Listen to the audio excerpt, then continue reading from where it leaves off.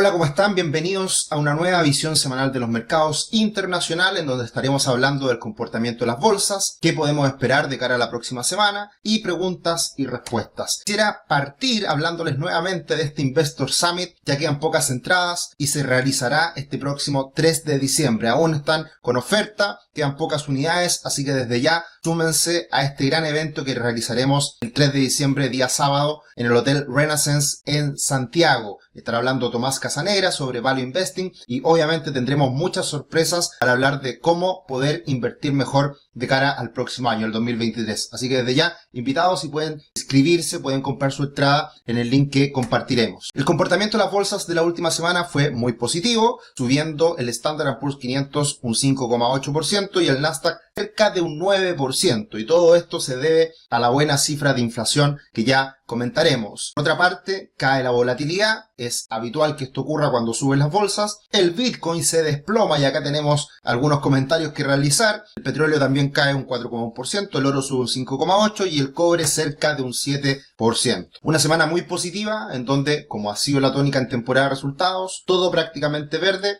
pero algunas manchitas rojas en que obviamente distancia del resto del mercado por situaciones particulares. Tesla cae un 5,54%, todavía deja bastante daño en la acción de Tesla todo lo que ha sido la compra de Twitter por Elon Musk y también por la venta de acciones que ha realizado Elon Musk precisamente para financiar muy probablemente esta operación. Pero tenemos aumentos importantes en acciones tecnológicas como Apple sobre el 8%, Microsoft cerca de un 12% y Amazon y Google subiendo también doble dígito. Así que una muy buena semana que se celebra precisamente lo que ha sido esta buena cifra de inflación. Seguimos en un mundo bastante turbulento en las bolsas, un mundo con muchas noticias, con mucha información que se va conociendo semana a semana y por lo tanto seguimos en esta montaña rusa en donde vemos ahí cómo los osos se apoderan de este carro que lleva detrás a las acciones tecnológicas, pero por supuesto se han ido recuperando en los últimos días. Y la gran noticia es sin lugar a dudas el dato de inflación de Estados Unidos, que se esperaba que la cifra anualizada de los últimos 12 meses quedara en 7,9%. Sin embargo, las lecturas general, inflación general e inflación subyacente quedan por debajo de lo esperado y por lo tanto llevan a esta inflación anualizada de los últimos 12 meses a un 7,7%. Esto se celebra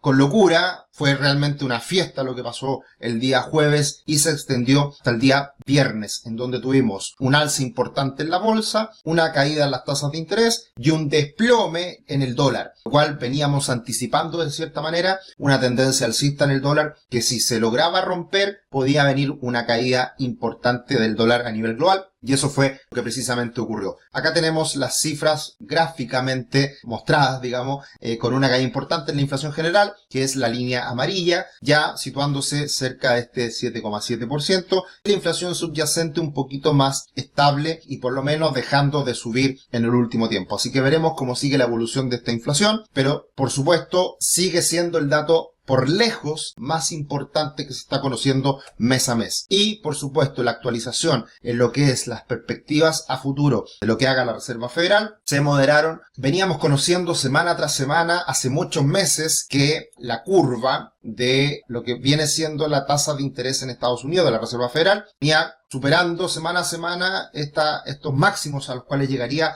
la tasa de la Reserva Federal y esta última semana cambia esto, se modera y de hecho de estar sobre el 5% como tasa final, vemos que hoy día está alcanzando un nivel más cercano a los 4,80. Así que esto es una buena noticia, esto es lo que precisamente se refleja en todos los mercados de buena manera. Y lo que estamos observando hoy en día muy de cerca y a lo que hay que estar atentos en las próximas semanas es cómo sigue esta evolución del Standard & Poor's 500, que es muy probable que siga subiendo en el corto plazo, tiene un buen impulso, y los techos, las resistencias, los niveles a los cuales se puede frenar esta alza del Standard & Poor's 500 están en la media móvil de 200 periodos, que está en los 4.070 puntos aproximadamente, y en los 4.100, 4.120 está la directriz bajista del último tiempo. Así que tenemos todavía espacio para seguir subiendo, un 2% aproximadamente, 3% en un escenario favorable en el corto plazo, pero ahí se va a ver realmente que este veranito de San Juan tiene mayores posibilidades de extenderse de cara al futuro, o hasta ahí llegamos y seguimos en esta trayectoria bajista, moderada, lenta, que ha sido la tónica de este año 2022. Y por supuesto, si sube el Standard & Poor's 500, también sube las bolsas a nivel global. Acá podemos ver cómo se recupera el market cap, la valorización de mercado de las acciones a nivel global, y en este caso vemos una mejora quizás un poquito más significativa,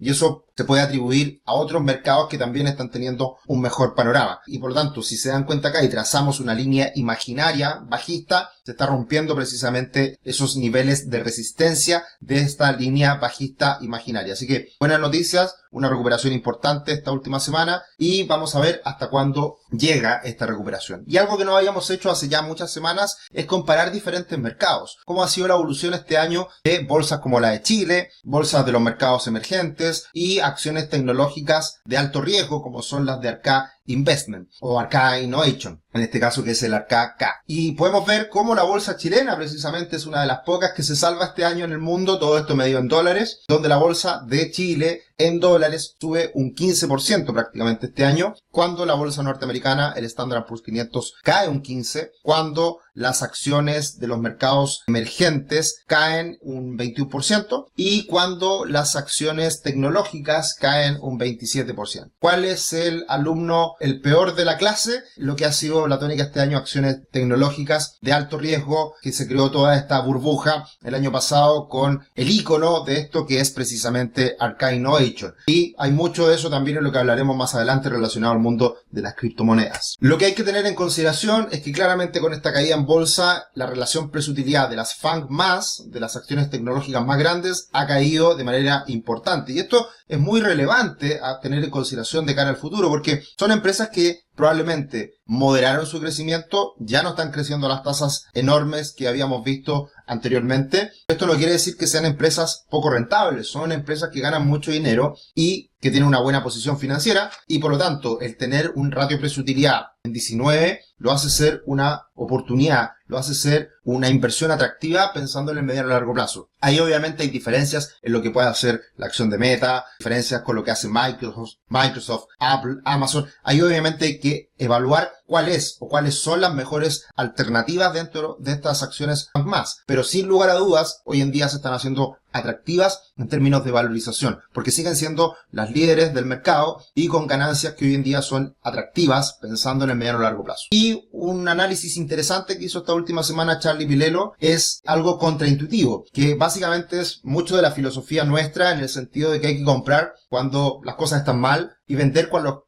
las cosas están bien. Este año hace un análisis en relación al VIX, al índice VIX. Comprar Standard & Poor's 500 cuando el índice VIX está sobre 30, o sea, cuando hay miedo. Y vender cuando está bajo 20. La otra alternativa es mantener el S&P 500. Y la otra alternativa es comprar cuando el índice VIX esté bajo 20, o sea, cuando está todo tranquilo. Y vender cuando el índice VIX está sobre 30. Y las diferencias son enormes. Si hacemos esto que es contraintuitivo, es decir, comprar cuando hay temor, la rentabilidad este año habría sido un 26,7%, mientras cuando compramos cuando está todo tranquilo, la rentabilidad sería una pérdida del 33%. Entonces, a tener muy en consideración, porque muchas veces las inversiones hay que hacer todo lo contrario de lo que vemos en los titulares y de lo que sentimos, lo que se apodera de nosotros en cuanto a miedo u optimismo. Así que, muy importante y a tener en consideración. Como siempre, muchas gracias por estar acá junto a nosotros semana a semana. Suscríbanse, denle me gusta a nuestros videos, compartan la información y háganlo en los comentarios que estimen conveniente. Estaremos acá siempre para entregar educación financiera de verdad. ¿Qué podemos esperar de cara a los próximos días? Ventas minoristas en Estados Unidos, muy importante para ver cómo está la temperatura del consumidor, lo cual siempre es muy importante para el crecimiento de Estados Unidos, y otros indicadores menores manufactureros, que también son importantes para ver cómo se está dando esta desaceleración en el crecimiento en Estados Unidos. Y un dato para celebrar, un dato para ponernos contentos: se está ya finalizando el conteo de votos en estas elecciones midterm en Estados Unidos, donde al parecer finalmente el Senado quedará con mayoría demócrata, que es básicamente lo que teníamos hasta ahora. Fue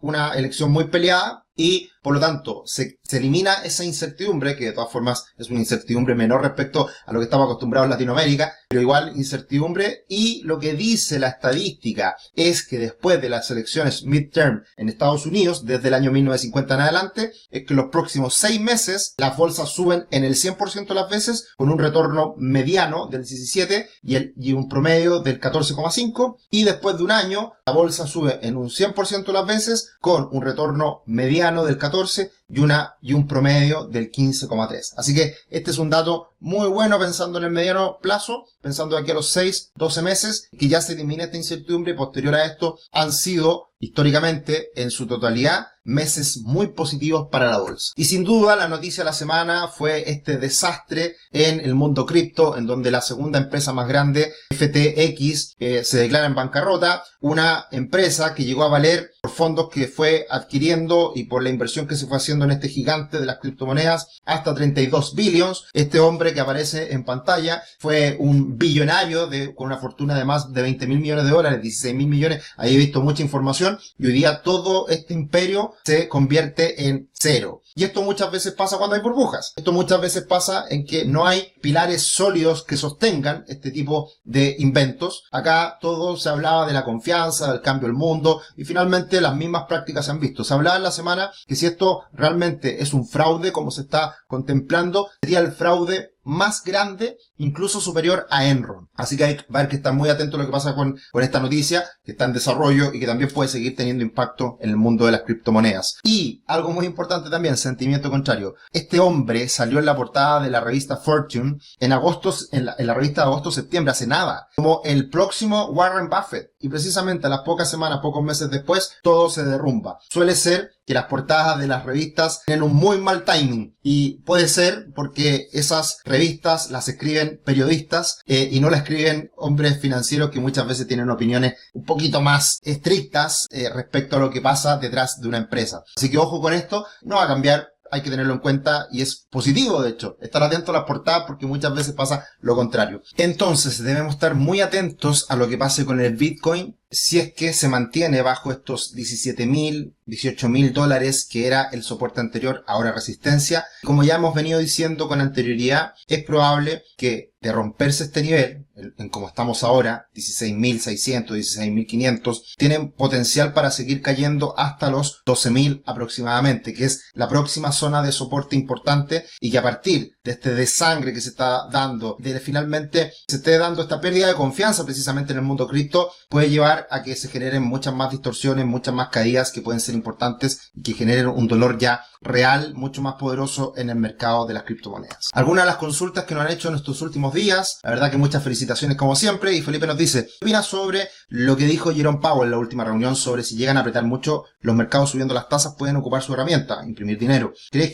que es mejor esperar una capitulación cuando se rompa el mercado y comprar, o estar lo suficiente bajos ya? Esto es tan difícil de saber cuándo es el momento ideal para comprar, cuándo es el momento ideal para vender. Por eso se recomienda mucho ir comprando, promediando a lo largo del tiempo. El comprar en el momento perfecto, el hacer trading, es muy complejo y por lo tanto hay que tener una estrategia, hay que tener una visión a largo plazo, diversificar, buscar diferentes instrumentos que permitan a nosotros construir patrimonio. Y precisamente una de las cosas que ha pasado este año a los clientes de Patrimor es que, a pesar del desplome de muchos mercados en el mundo, las carteras se han mantenido bastante equilibradas sin grandes pérdidas. Y eso es precisamente a raíz de una estrategia de inversión a mediano y largo plazo. Puedo responder solamente eso, Felipe, muy difícil saber cuándo va a llegar ese momento, ese mejor momento para invertir. Eso por esta semana, muchas gracias por estar acá y que estén muy bien, nos vemos en los próximos videos.